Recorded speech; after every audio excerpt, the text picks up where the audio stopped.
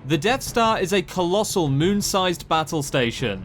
It has a crew of over 1.2 million Imperials and the power to destroy entire planets. Billions of inhabitants, millennia of work, infrastructure, an entire economy. Even just the millions of individual families wiped out instantly. The Death Star first appeared on our screens in A New Hope when it utterly destroyed the peaceful planet of Alderaan. I felt a great disturbance in the Force, as if millions of voices suddenly cried out in terror and were suddenly silenced. I fear something terrible has happened. This destruction left behind a massive field of debris, which would sadly later be known as the Graveyard of Alderaan. Of course we know this already, but what most people don't know is that the Death Star did in fact use its super laser before we see it in the movies, including Rogue One. So what was its first ever kill, both in the canon and in the Legends universe? My name is Connor and welcome to Star Wars Central.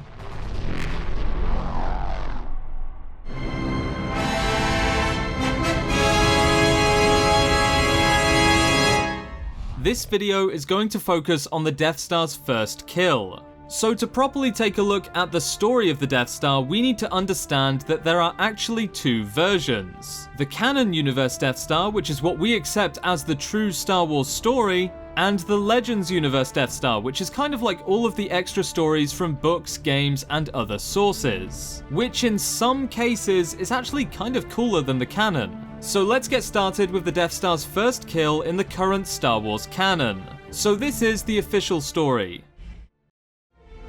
Commence primary ignition.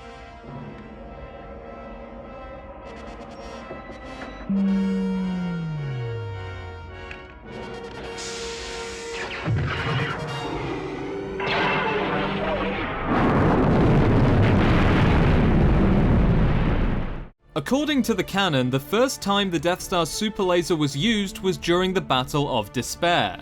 Despayre was a prison planet that was used by the Empire as a source of slave labor. The prisoners would be comprised of mostly real criminals as well as political dissidents, rebels, basically anyone who spoke out against the Empire. They would be forced to mine materials, construct components, and ultimately help create the long overdue Death Star. In the Star Wars canon, the Death Star had been under construction for about 18 years at this point. So as you can imagine, the Empire was willing to use any form of labor to get the job done. Anyway, once the Death Star was completed, it remained in orbit above Despayre, at least until Governor Tarkin decided that the Death Star needed to test its weapon before heading to Alderaan. And if I'm gonna be honest, what better a test than a planet full of prisoners that you no longer have a use for, and that just happened to know the Empire's biggest secrets. As you can guess, Tarkin didn't even hesitate. Tarkin ordered the Death Star to fire on Despayre, killing everyone on the planet, and over the course of 3 shots from the super laser, destroying the planet entirely. This was the first confirmed kill in the official Star Wars canon. We don't quite know how many people were killed, but it is safe to assume that many of those killed were rebels, political rivals, and of course your average criminal. This was in the best interest of the Empire. They effectively killed 2 birds with 1 stone.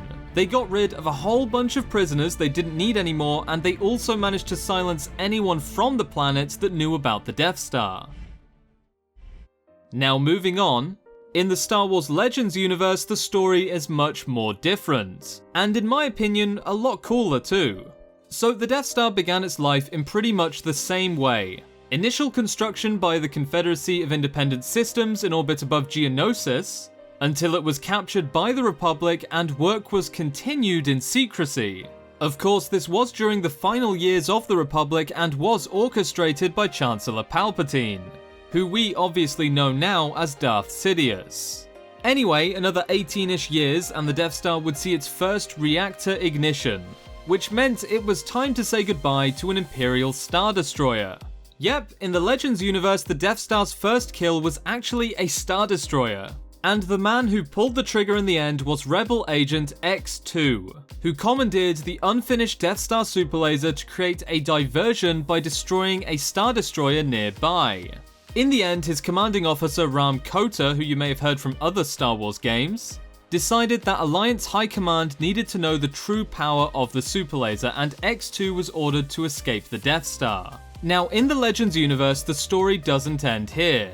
The Rebel Alliance realizes just how dangerous the Death Star is, and sends a ship with 500 X-Wings to attack the Death Star. The ship in question was a converted Lucrehulk carrier from the Clone Wars, a droid carrier called Fortressa. Now, the story of Fortressa is not a good one. The Rebel Alliance must have known with relative certainty that it was not going to return from its mission.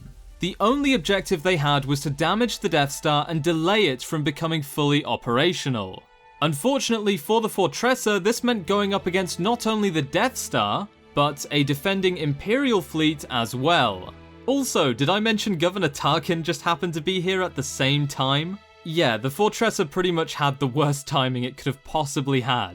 Anyway, back to the story. The Fortressa dropped out of hyperspace and immediately launched 250 X-Wings, which headed straight at the Death Star.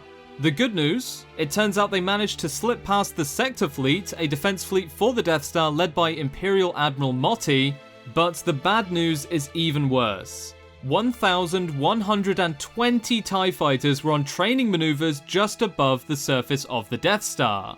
As you can guess, things didn't go too well for the 500 X-Wings the Fortressa deployed. Every single one of them was destroyed with a loss of 500 incredibly valuable pilots.